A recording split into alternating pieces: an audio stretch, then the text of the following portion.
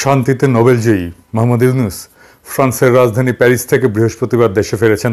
তারপর রাত ৯টায় বঙ্গভবনে অন্তর্বর্তীকালীন সরকারের শপথ অনুষ্ঠিত হয়েছে। আমরা অভিনন্দন জানাই, সমগ্র দেশবাসী তাদের সাফল্য কামনা করছে। অনেকে জিজ্ঞাসা করেছেন এই সরকার কেমন হলো। আমি এটা নিয়ে এই এপিসোডের শেষে আলাপ করব, তার আগে কিছু জরুরি আলাপ সেরে নিই। আগামী ২-১ দিনের মধ্যে নিশ্চয়ই ডক্টর মোহাম্মদ ইউনূস জাতির উদ্দেশ্যে একটা বক্তৃতা করবেন। আমি সেখানে দুটো প্রশ্নের জবাব খুঁজব। প্রথমত, বাংলাদেশে গত ১৫ বছর ধরে চলমান গণতন্ত্র এবং মানবাধিকার প্রতিষ্ঠার মরণপণ সংগ্রামে তিনি কোথায় কতটুকু ভূমিকা পালন করেছিলেন তা দেশবাসীকে জানাবেন। মরহুম ডাক্তার জাফরুল্লাহ চৌধুরীর মতো অন্যান্য এনজিও সমূহের নেতৃবৃন্দ কেন এমন মৌলিক মানবাধিকারের লড়াইয়ে প্রত্যক্ষ ভূমিকা রাখতে পারলেন না বা পারেন না, সে বিষয়টা ব্যাখ্যা করবেন। এই ব্যাখ্যাটা জরুরি, কারণ এই সরকারের ডিসপ্রপোর্শনেটলি এনজিওর প্রতিনিধিত্ব আছে। লড়াইয়ে নাই কিন্তু পদে আছি, এই ফেনোমেননটার ব্যাখ্যা আমরা চাইতেই পারি এই লড়াইয়ের স্টেক হোল্ডার হিসেবে।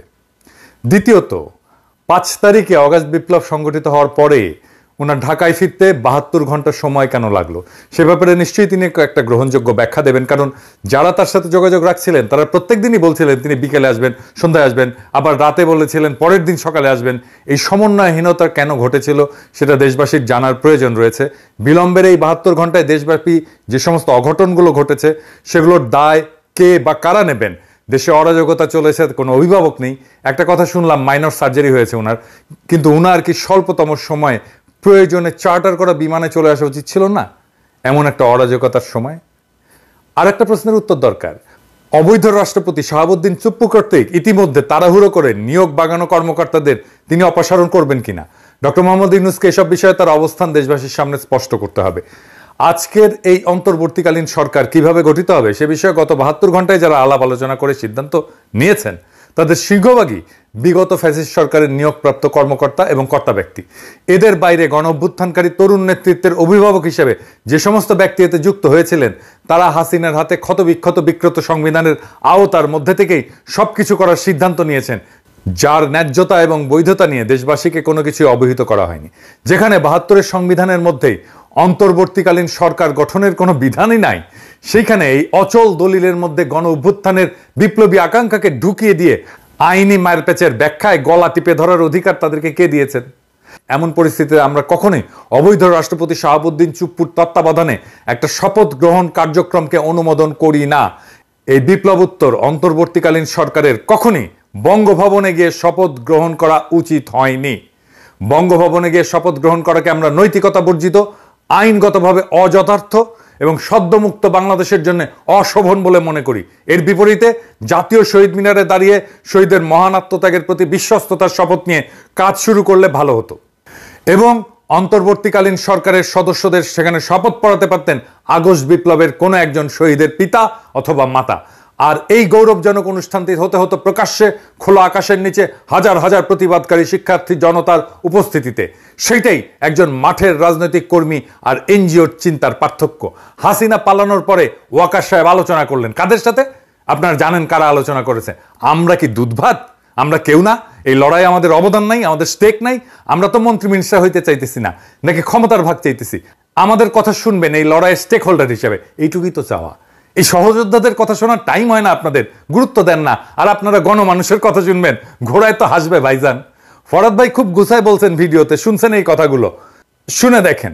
আপনি যে নিজেকে একটা প্রশ্ন করেন, প্রশ্নটা এরকম যে ডক্টর ইউনূস, আমরা একটা ফ্যাসিস্ট ব্যবস্থার বিরুদ্ধে আমরা লড়েছি, ফ্যাসিস্ট শক্তির বিরুদ্ধে লড়েছি, ঠিক আছে? এই ফ্যাসিস্ট যে সংবিধান যেটা আছে, কেমন এই সংবিধানের অধীনে তো লড়াই করিনি, আমরা গণ অভ্যুত্থান করেছি, মূলত সংবিধান বিরোধী কাজ করেছি, ঠিক আছে? এখন কি ডক্টর ইউনূস এই বিদ্যমান সংবিধানের অধীনে, এই বিদ্যমান সংবিধানের যিনি প্রেসিডেন্ট, মানে ফ্যাসিস্ট সংবিধানের যিনি প্রেসিডেন্ট, তার কাছে শপথ গ্রহণ করবেন? কেমন এটা কি হতে পারে? এটা হতে পারে না। তাহলে আমরা আগের ভিডিওতে আমরা পরিষ্কার করেছি এটা আসলে কিছুতেই এটা হতে পারে না। এবং সেটা হতে গেলে তারা বলছেন যে তিনি হবেন কি প্রেসিডেন্টের উপদেষ্টা, ঠিক আছে না? তিনি কিন্তু গণ অভ্যুত্থানের যিনি প্রধান তা না, কিন্তু তাকে বানানো হবে প্রেসিডেন্টের উপদেষ্টা হিসেবে। আর আমরা বলছি না, তিনি হবেন অন্তর্বর্তীকালীন সরকারের প্রধান। এবং তিনি কার প্রতিনিধি হবেন? তিনি হবেন গণ অভ্যুত্থানের জনগণের সার্বভৌম ইচ্ছার প্রতিনিধি, সকল সংবিধান, সকল আইন যার অধীন। উনি খুবই গুছায় বারবার উনি বলে গেছেন, ওনার কথা শোনা হয় নাই। ফ্যাসিস্ট সরকারের নিয়োগপ্রাপ্ত অবৈধ দুর্নীতিবাদ রাষ্ট্রপতি শাহাবুদ্দিন চুপ্পু এবং সেনাপ্রধান ওয়াকারুজ্জামানের সাথে সাক্ষাৎ করে কিছু লোক হঠাৎ বিগলিত হয়ে পড়ছেন, লাজ লজ্জার মাথাকে উচ্ছ্বাস প্রকাশ করছেন। যদিও দেশবাসী ও সাধারণ মানুষ এদেরকে পতিত সরকারের দোসর, গণহত্যার জন্য দায়ী কর্মকর্তা এবং খুনি হাসিনাকে নির্বিঘ্নে পার করে দেওয়ার সহযোগী হিসেবে চিহ্নিত করছেন। বলেন দেখি, এই গণ অভ্যুত্থানে নেতৃত্ব দানকারী কিশোর তরুণ যুবকদের সংস্কার ভাবনার সাথে স্বৈরাচারের দোসর, ফ্যাসিস্টের দোসর এবং শেষ মুহূর্ত পর্যন্ত বল প্রয়োগকারী সংস্থা সেনাবাহিনী প্রধান ওয়াকারুজ্জামান আর দেশের সেরা দুর্নীতিগ্রস্ত বিচারকদের অন্যতম প্রেসিডেন্ট শাহাবুদ্দিন চুপ্পুর চিন্তা ভাবনার মিল হয় কি করে? আমি দেখতে পাচ্ছি সুশীল সমাজের একদল মানুষ অন্তর্বর্তীকালীন সরকারে ঢুকে পড়ে নিজেদের সামাজিক অবস্থানকে আরেকটু মর্যাদাপূর্ণ করে তোলার প্রতি বেশি আগ্রহী। তারাই তো মনে করছেন মরহুম প্রধান বিচারপতি শাহাবুদ্দিন আহমেদ, হাবিবুর রহমান, লতিফুর রহমানের তত্ত্বাবধায়ক সরকারের মতো এটা 3 মাস মেয়াদী একটা মসৃণ যাত্রার কার্যক্রমের মধ্যে সীমিত থাকবে। জি না, আসলে এই তত্ত্বাবধায়ক সরকারের মূল সংকটটা কি? প্র্যাকটিক্যালি বাংলাদেশ স্বাধীন হওয়ার পরে 1971 সালের 16 ডিসেম্বর মাসে দেশ পরিচালনার ক্ষেত্রে যে বিশাল চ্যালেঞ্জ সৃষ্টি হয়েছিল, বাস্তবে বর্তমান সমস্যা এর চেয়ে অনেক বড়। এর আগে কখনোই রাষ্ট্র ক্ষমতা ফেলে পলায়ন করে কেউ গভীর শূন্যতা তৈরি করেনি, আর তা বোঝার ক্ষমতা কি এই লোকগুলোর আছে? খুনি শেখ হাসিনার বসানো প্রশাসনের শীর্ষ কর্মকর্তা এবং রাষ্ট্রপতির সাথে মেলামেশা করে মুগ্ধ হয়ে যাওয়া ব্যক্তিরা কি বুঝতে পারছেন গত 15 বছরের দুঃশাসনে বাংলাদেশের সবগুলো রাষ্ট্রীয় প্রতিষ্ঠান ভেঙে চুরমার করে দিয়েছে ফ্যাসিস্ট শেখ মুজিবের কন্যা? এইগুলাকে নতুন করে গড়ে তোলার যে বিশাল কাজ, তা কম বেশি বিপ্লবী দৃষ্টিভঙ্গি সম্পন্ন সরকার ছাড়া কেউ করতে পারবে না। আর এজন্য দরকার হবে সংশ্লিষ্ট মন্ত্রণালয়ের বিষয়ে অভিজ্ঞতা, শিক্ষা, জ্ঞান সম্পন্ন এবং বিপ্লবী চেতনা সম্পন্ন বিশেষজ্ঞদেরকে নিয়োগ দিয়ে। হাইকোর্ট এবং সুপ্রিম কোর্টের বিচারপতিরা বিগত বছরগুলোতে যে সমস্ত অপকর্ম এবং বেআইনি কাজ করছেন, এরপর বর্তমান পরিস্থিতিতে তারা আদালতে বসতে ভয় পাচ্ছেন। জনপ্রশাসনের কর্তা ব্যক্তিরা দুর্নীতি এবং অনিয়মের পাহাড় মারায় অঢেল সম্পত্তি বানানোর পরে এখন তারাও অফিস বিমুখ হয়েছেন। আর বেনজির দুর্নীতিতে ডুবে থাকা শীর্ষ 500 অপরাধী পুলিশ কর্মকর্তা পালায় যাওয়ার পর তাদের সকল পর্যায়ের অফিসার্স খালি হয়ে গেছে। এমন একটা ভয়াবহ পরিস্থিতিতে যে পরিমাণে উদ্ভাবনী শক্তি, অভিজ্ঞতা, বিপ্লবী জোশ এবং সততার জোর নিয়ে সামনে আগাইতে হবে, তেমন লোকের নাম কি আমরা উপদেষ্টা মন্ডলীতে দেখতে পাচ্ছি? না, সবাই না। কেউ কেউ আছে, কিন্তু সবাই না। আমি এই উপদেষ্টা মন্ডলী নিয়ে পরে কথা বলবো। এখন বরং দেখি প্রফেসর ইউনূসকে দ্রুত কি কি পদক্ষেপ নিতে হবে।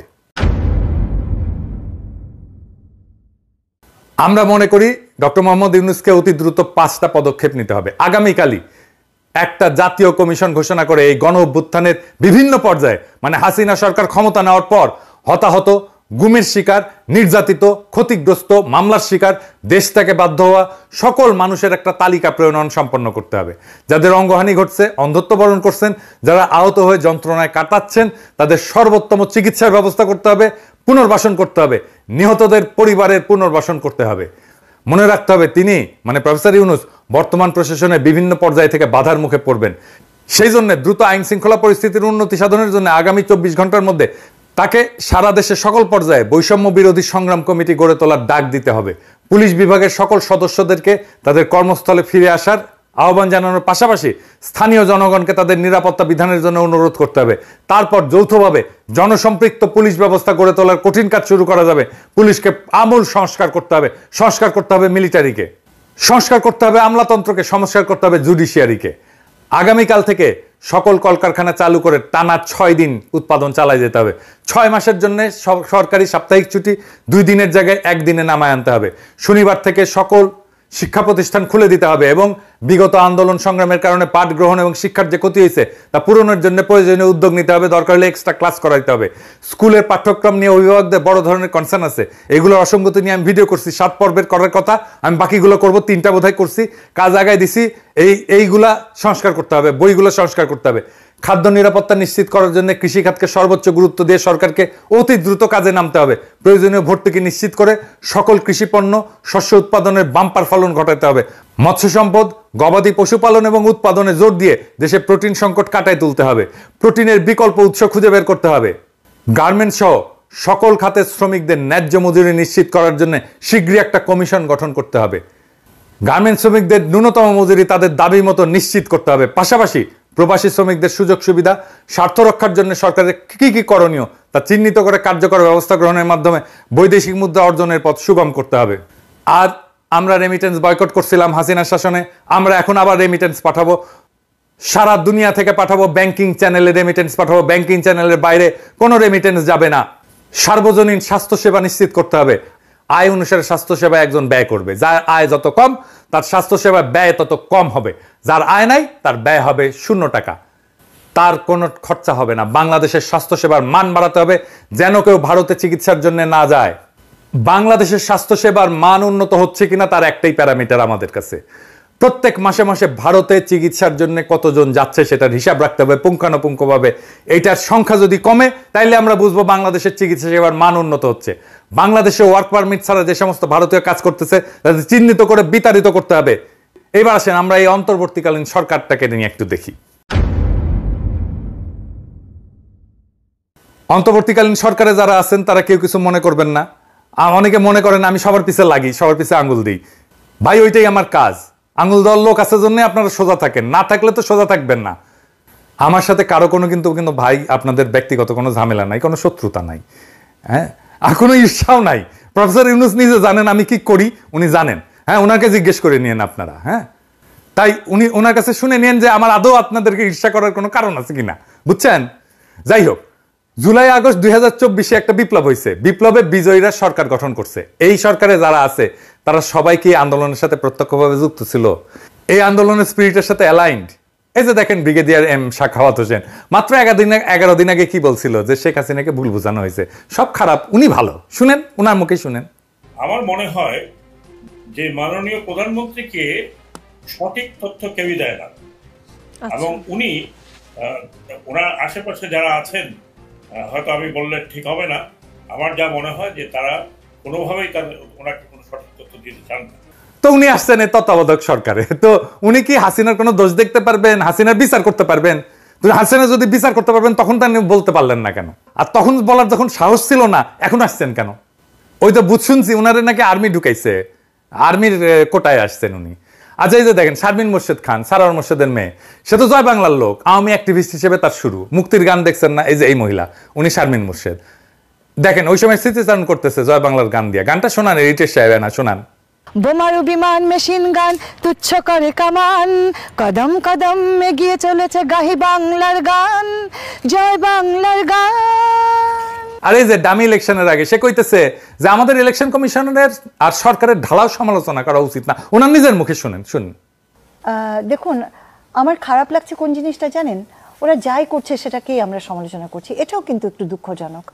ইসি যা করছে, হ্যাঁ, আচ্ছা, ইসি যা করছে, ইসি যা করছে বা সরকার যা করছে, আমরা প্রতিটা জিনিসই তো একটা সমালোচনার চোখ দিয়ে দেখছি, এবং সেটাও কিন্তু একদিক দিয়ে দুঃখজনক। আর এই যে বিধানচন্দ্র রায়, উনি ছাত্র ইউনিয়ন করতেন, আমাদের খুবই ঘনিষ্ঠ, আমাদের বড় ভাই, এখন আওয়ামী লীগ করেন, প্রগতি লেখক সংঘ করতেন, জাতীয় মনোরোগ ইনস্টিটিউটের পরিচালক ছিলেন। ওনারা তো এমনি এমনি হাসিনা পরিচালক বানায় নাই, তাই না? এটা তো উনি তো ইন্ডিয়া কোটায় আসছেন। যাই হোক, ও কিন্তু লেখালেখি করেন, বেশ কিছু ভালো বই লিখছেন দর্শন নিয়ে, বিশেষ করে ফ্রয়েড নিয়ে ওনার ভালো লেখা আছে। কিন্তু ওই যে কমিউনিস্ট কুরকুরে নিয়ে আসেন, সিপিবিতেও ছিলেন।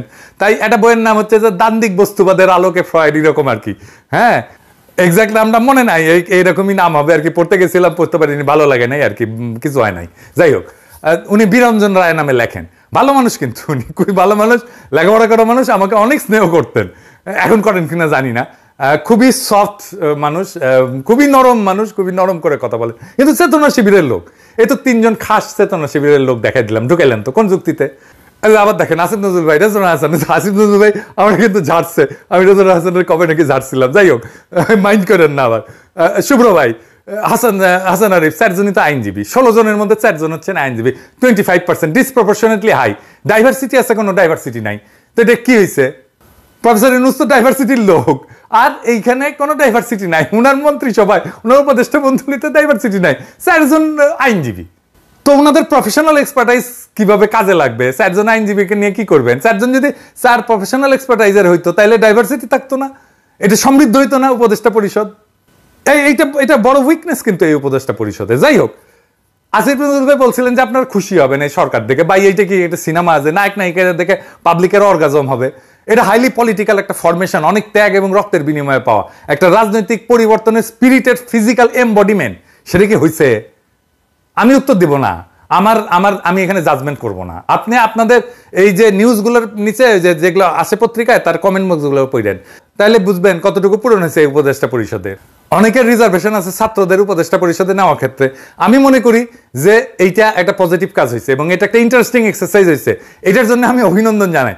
এই এক্সপেরিমেন্ট যদি সফল হয় তাহলে বাংলাদেশের রাজনীতির চেহারা কিন্তু পাল্টে যাবে। এই এক্সারসাইজটা খুব ভালো হয়েছে। এক্সপেরিমেন্টটা সফল হলে তরুণদের ব্যাপকভাবে রাজনীতিতে আকৃষ্ট করা যাবে এবং আমি মনে করি এই এক্সপেরিমেন্ট সফল হবে। এরপরেও সব সীমাবদ্ধতা সত্ত্বেও আমাদের পূর্ণ সমর্থন আর সহযোগিতা থাকবে। এইটা মনে করেন না যে আমরা ব্যাশিং করবো, আন্দাজে আন্দাজে আমরা আপনাদের সমালোচনা করবো, তা না। আমরা কনস্ট্রাকটিভ ক্রিটিসিজম করব, অব্যাহত থাকবে। আপনাদের বিরোধী দল থাকার দরকার আছে না, আমাদেরকে ধরে নেন না বিরোধী দল, দেখবেন মাঝে মাঝে কি কি কি কইতেছি আপনাদের নিয়ে। লক্ষ্য একটাই, বাংলাদেশের নাগরিকদের যে অধিকার কেড়ে নেওয়া হয়েছিল সেই অধিকার আবার তাদের হাতে ফিরে দেওয়ার, সেটা আমরা একসাথেই দেব। আপনারা সরকারে থেকে দেবেন, আমরা সরকারের বাইরে থেকে দেব। আমরা আপনাদের সমালোচনা করব, আপনারা যেন সঠিক রাস্তায় থাকেন, আপনারা যেন দানব হইয়া না ওঠেন, আপনারা যেন নিজেদেরকে মেলা কিছু বহুত কিছু তালেবর সবার চেয়ে বেশি বোঝেন, এটা যেন না মনে করেন। যাই হোক, আপনাদের শুভকামনা করি, আপনাদের বিজয় কামনা করি এবং আপনাদের নেতৃত্বেই আমরা আছি। ইনকিলাব জিন্দাবাদ।